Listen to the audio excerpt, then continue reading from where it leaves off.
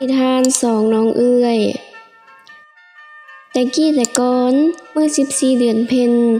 ตอนกลางเว้นเดือนหงายตอนสวยดาวเหือพุ่นอยู่เขตแดนใดก็ลืมแล้วยังมีหมาแม่ตัวหนึ่งเสียงเห่าซ้ำม่วนคือเสียงกองขันไผฟังบ่ทันซ้ำคือเสียงกระแตห้องเป็นเช่นนี้เจ้าของหมาก็เกิดความหักหวงมันเป็นพิเศษ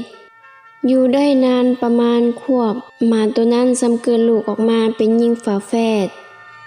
ยิ่งฝาแฝดเมื่อใหญ่ขึ้นเท่าใดผิวก็นวลคิงอ้วนสง่าไส้บ่าวเศร้าแพรวแถบนั้นกายไปมาก็มองหาย่างไกลมาก็ลักเยี่ยมอยู่เรื่อยยิ่งฝาแฝดเมื่อใหญ่ขึ้นเต็มสาวเศร้าเต็มขวบผู้เป็นน้องหูบหางสัมบ่สมพานบานบ่สมมักดังผู้เป็นเอื้อยดังนั้นการไปซอกหากินก็แม่นภาระของผู้เป็นน้องอยู่นั่นตามนั้นเรื่องราวสาวฝาแฝดผู้โสมหูบทูบหล่อนี้ก็ดังไปถึงพญาเมืองหนึ่งอีกพญาเมืองก็ท่งแต่งลูกชายไปดูชมสาวทั้งสองนั้นเมื่อลูกชายพญามาพ่อก็เกิดความมักผู้เป็นเอื้อยแล้วก็สู้ขอย่อเอานางนั้นไปเมืองพญาทางได้แต่งเป็นดองของเป็นเมียอย่างเสร็จสิ้นอยู่ต่อมาอีกทงมีมหาดเล็กก็ได้เดินทางมาตามคำสาลือของชาวเมืองและก็มาถึงเฮือนนั้นจึงเห็นว่ามีความมักหักกับผู้เป็นน้องและก็มาขอเอาเสียแล้วเข้านั้นสองไอ้น้องก็แยกกันไปสู่คนละที่ปีใดจึงเข้ากันเทื่อนึงเมื่อลูกสาวจากไปหมดผู้เป็นแม่ก็มีความเปี่ยวพอยค่อยแต่อยากเห็นหน้าลูกมาแม่ตัวนั้นเมื่อไปตามก็ไปพ่อกับลูกสาวกกผู้เป็นไพ่พญาเมืองมาแม่ก็ดีใจ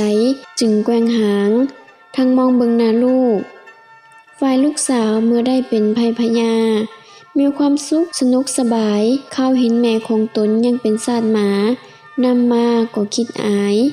ทั้งใจก็ย่านพญาเว้าความสัวผัวแค่หัวหนีดังนั้น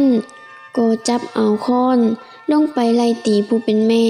จนเลือดตกอย่างไหลห้องตายเง่งๆแล้วก็แล่นหนีจากนั้นก็คอยถ่ายคอยเถือเรือลากไปเพื่อให้ถึงลูกสาวหล่าพอแต่ไปถึงแคมบ้านลูกสาวหล่ามองเห็นแม่ก็ห้องไห้แล่นฟุบแล่นฟาบผู้เป็นผัวเห็นก็ตกใจทั้งห้องถามผู้เป็นเมียก็ตอบว่าแม่ของน้องมาหาเพิ่นย่างเสสัตว์เสซาหน้าตาเต็มแต่เลือดมาหั่นเว้าแล้วทั้งผัวเมียก็รีบแล่นไปตอนเอาแม่ผู้ที่เป็นหมาเมื่อมาอยู่น้ำลูกสาวและลูกเขยได้พอวันความเจ็บซ้ำกำบวมก็ทวีขึ้นจนหายใจบ่มามึนตาบ่ขึ้นถึงบรรทัยก็แก่ความตายไปแล้วเข้าเห็นแม่หายใจป๋าตาข้างนางก็ห้องให้เข้าบ่กำน้ำบ่กินอยู่หลายวันซุปของแม่ได้ให้ผัวเฮ็ดหี้ไม้แล้วใส่เมียนไว้ที่เจ็บจุ๋มเมื่อถึงโมงามยามบุญน้องก็คิดถึงแม่เป็นอันมากจึงบอกให้ผัวไขหีบเบิ่งหน้าแม่พอแต่ไขหีบก็เห็นถอนเงินถอนคำเต็มหีบจากนั้นผัวเมียเขาเจ้าก็เกิดมีความสนุกสุขสบายใจตลอดไปข้าวมาแม่ตายกลายเป็นถอนเงินคำนี้ได้สาลือไปถึงหูผู้เอื้อย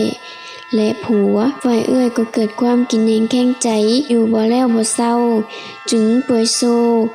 จนโตจอยเมียด่าผัวผัวตีเมียตกเสียหน้าบ้านตกห้านทั้งก้อยอยู่บ่เศร้าจึงเล่าลือมาเป็นเรื่องถึงทุกวันนี้